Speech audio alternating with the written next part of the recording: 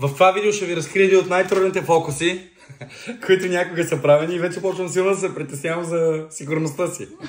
Повечето фокусници шегата на страна няма да им хареса това нещо, но вие гледайте, ако искате да разберете как се прави. Изтегли си някоя карта. Да, няма значение, дръпни си, знам, че... Аз знам коя е картата, знам, че е тройка. Знам, че е тройка пика, разбираш. Нали съм фокусник, това е идеята. Сега, ще сложим тройката. Нали? Искам да си сложиш пръста така отгоре. Окей? Сега ще взема една карта, примерно рандом карта. Примерно да кажем десятка купа. А когато штракна, тройката идва тук, а десятката идва тук. Сега, много от вас искат да разберат как ще стане. Няма как да ви го разкрия. Шегувам се, нали обещах, ще го разкрия. Гледайте как става. Тайната е много проста. В началото на фокуса ще използваме две еднакви карти. Окей? Ама чакайте, откъде ще намеря две еднакви карти? Ами направи си труда да си купиш две еднакви тестета и просто използвай другото. Окей? Сега, използвате две еднакви карти. Ама чакай, Стефан, аз не мога да знам как ще разбера коя карта си е изтеглил. Чакай малко сега, аз ти разкривам един фокус, няма ти разкривам абсолютно всичко. Нали, окей?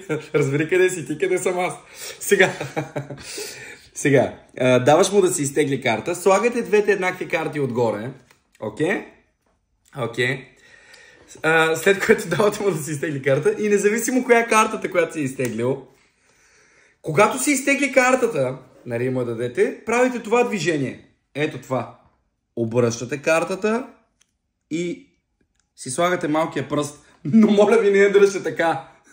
Защото всички ще видят, че е обърната. Трябва да я държите надолу. Окей? Ето. Хоп.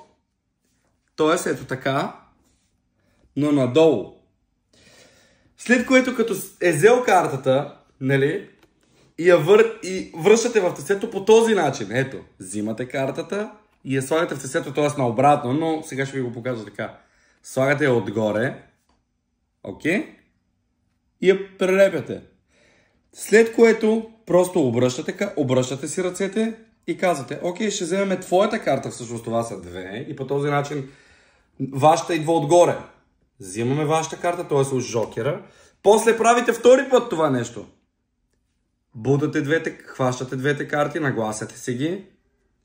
И тук отдолу идва втората десятка. Но зад нея има жокер. Хората, мислейки си, че там е жокера и си държат пръста, вие им показвате една рандом карта уж, а всъщност има две. Нали? Показвате им една рандом карта и правите хоп или някаква си там глупост. И картата идва във вас. А другата идва тук. Толкова е просто! Действайте!